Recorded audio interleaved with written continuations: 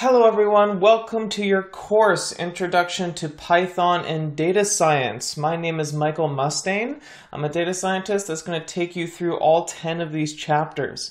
In this section, we're going to do an Introduction to Data Science. I'm also going to line out some class expectations, what you should expect from learning from this course, what you should expect from me in terms of the structure and the general form of how this whole thing is going to work. And then I'm going to do a basic conceptual introduction to what data science is, and then show you a couple of real world examples of the kind of things I'm talking about. Okay, so in this class you're going to learn Python and data science. So basically the first half is hashed out for getting your Python skills up to par to at least begin to start doing basic data science work. So we're going to teach you from the ground up how to use a programming language called Python. It's one of the most used languages for data science. Actually, by now, it is probably the most used language for data science, followed very closely by a language called R. Later, once we get through all of your Python skills, I'm going to teach you some very basic statistical analysis skills like inferential statistics, how to do a linear regression, how to think about doing statistics, some core definitions like what an independent and dependent variable are, and then look at visualizing whatever statistical analysis we get you to do in Chapter 7. So you'll be learning how to use Python to do all of the analysis and all of the plotting. And then in Chapters 8, 9, and 10, we're going to go into learning some really practical skills that you would use on a regular basis as a data scientist, where we're going to do some web scraping, so that's collecting information from websites in an automated way. This is a very common task that I've done for people, and I do for my own work and research on the regular. You're going to learn how to analyze text using something called natural language processing, which is almost like a form of machine learning, but linguists have been using this for quite some time. So it's almost like the automation and application of linguistic theory to large bodies of text. And that's important because linguists can't do a lot of text, monotonous tasks very quickly, but a computer program can. So this is an area where coding has really sparked a revolution within a field. So we're going to learn some of the really basic tools that we do for things like Twitter analysis, for example, where we could extract hypothetically some information, some text from tweets from different people, and then do some analysis of what is it, a happy or sad tweet or something like that. And then lastly, we are going to jump in a little bit to machine learning. I'm going to spend a little bit of time teaching, giving you explaining what machine learning is from a very high level, and then I'm going to guide you through a couple of machine learning algorithms that are generally simple, so you start to get an understanding of the process of machine learning, because there are many steps to it. It's not just doing the machine learning part. You have to think about how you train and test and all that kind of fun stuff that you'll learn about when we get there. Okay, so that's what you should expect to learn by the end of this class. What I'm going to be expecting from you guys is that at the end of every chapter, we have a problem section where you're going to apply all of the knowledge that you've learned from the lectures and theory sections. Usually the chapter problems are getting increasingly more difficult over time. Prepare and make sure that, and a lot of them are based off of prior learning, so you'd have to know things from chapter 4, 3, and 2 in order to do the problem for chapter 5, usually. And then you will also have 3 projects, which are going to be very similar to the chapter problems. However, they're different in that I'm not giving you as much guidance. Essentially, you're going to download a data set from a popular website where data scientists, analyze open access data as a way to hone their skills. We're going to use a website called Kaggle for that.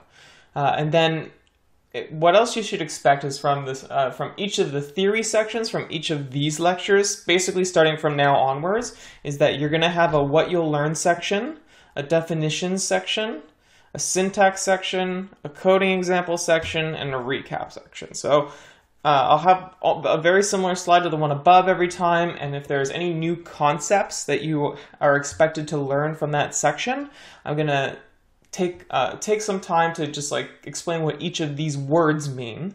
And then what I'm going to do is I'm going to show you an example of how all of this works in Python, but I'm going to start from a very static image, and I'm going to draw, like basically I'm going to show you some code, and I'm going to draw on that code exactly what's going on line by line, step by step. Okay, and then once we have gone through that syntax section, I'm going to run the code and show you line by line how it's working and how you should see it working. Okay, and then at the end of it all, we're just going to do like a really quick 30-second recap so we're all on the same page as to what we've learned. My real intent in this class is to try and focus on teaching you where to find answers and how to find answers rather than kind of waiting for me to give you the answers. In general, I taught myself how to code, and the only way I was able to do that was by learning where the resources are. So the real trick to becoming a coder, guys, is not that you have to be that smart. You have to be persistent, but you also have to be able to search for your own answers a lot of times, because no one's going to do it for you when you're out there in the wild. And that's the most valuable lesson that I hope you would take from this class. Okay, so with that, let's move into some actual information now. So what is data science? Data science is a new field. It's kind of a buzzword in some ways, although it's becoming more and more established. And the way I see data science is it's kind of the knowledge and application of a bunch of different types of statistical analyses that exist out there that we can use in automated ways. So it's like a bunch of different approaches to trying to answer problems with large amounts of data. If you have so much data that you can't possibly comb through it by hand, how do you sort through that chaos? How do you analyze and find meaning from all of that information when there's so much noise? And that's really the core of data science in many ways. It's being familiar with all the different ways that you can analyze and process data. And it's called a science as well, because a lot of times you have to use experimental design or have a research background in order to really do this in a fine-tuned way. You need to have an understanding of reliability and validity, and you need to be able to think of, am I accessing and processing this data in ways that isn't going to hinder an hypothesis that I have or a goal that I'm trying to reach. So that's where creating meaningful metrics from ambiguous data comes in, because you need to be able to sift through all this information and find the things that make the most sense and actually do represent the things that you are looking for in your analysis.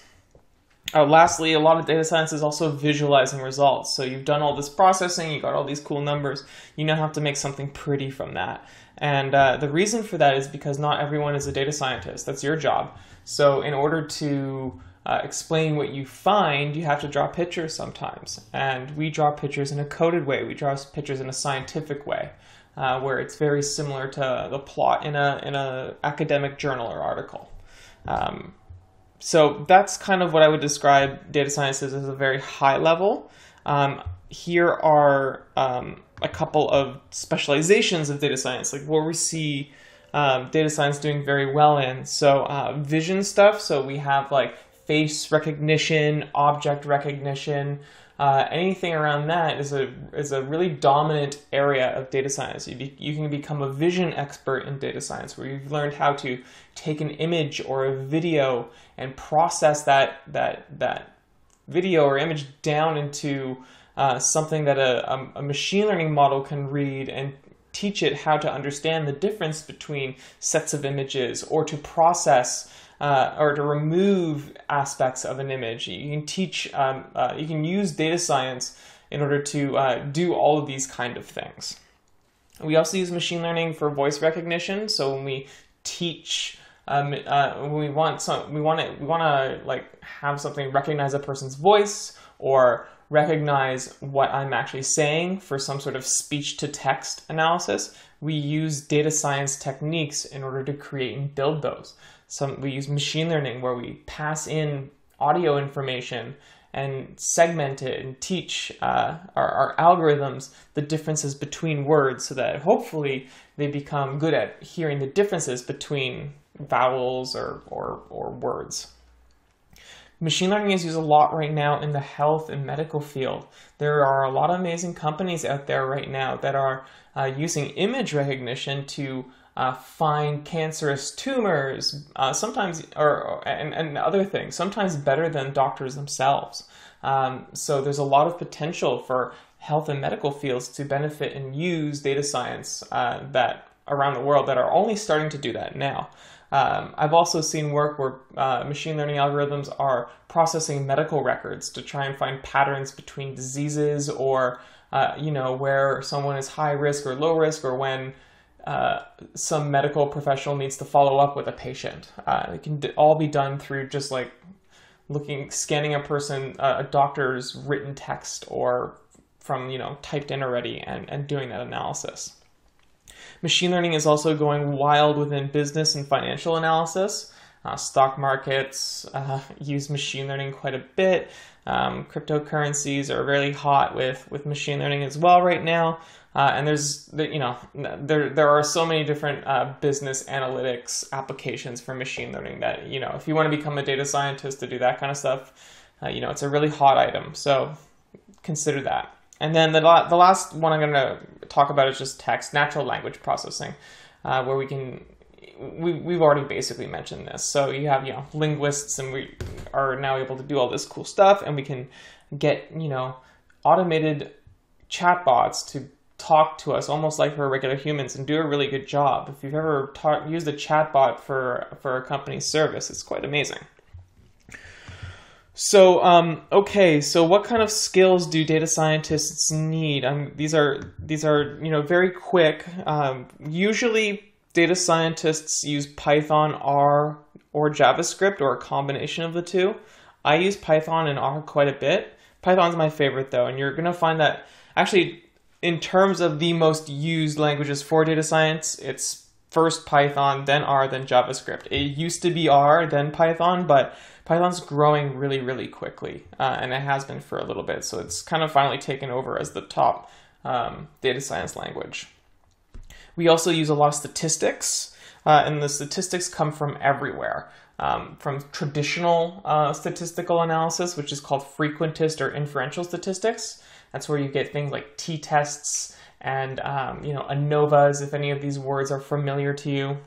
There's also the alternative approach, which is sometimes called Bayesian statistics, or at least it's hard to call it Bayesian statistics necessarily because it's been used in many other areas. It just hasn't been used very often until the dawn of computers. It's become a lot more useful since then.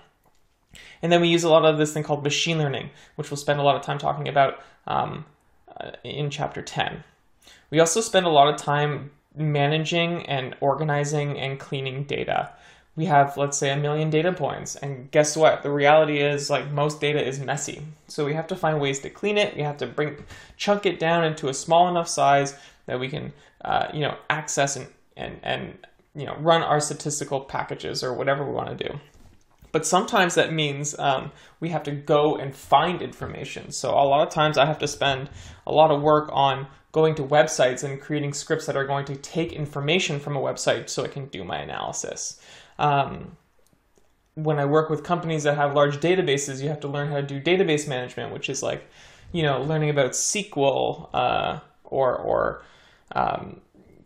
Visual Basic Plus or any of these kind of things. So learning how to deal with databases is another part of data science that we're not going to talk about too much in these lectures.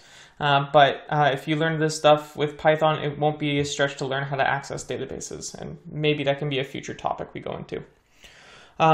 We do a lot of automation. So once we have our data, we have to do a lot of cleaning or adjusting. So we build programmatic logic for complex tasks, meaning We have a lot of information, and we parse and pick the things that we need, and that can a lot of times be kind of complex in terms of logic. Lastly, one of the skills that is not really shared a lot with data, in these classes, is that in order to be a good data scientist, you have to be able to communicate data science well to people who know nothing about data science. I mean, the reason it's your job to do that. If you're a data scientist, you need to be able to explain to people that aren't data scientists what you're doing and why it's important and why it's valuable. So it's a skill that's often overlooked, but it's something that you should be refining. And I hope that my language and the way that I approach these problems is a good gateway for you to try and think about communicating these complex ideas in simple ways to people.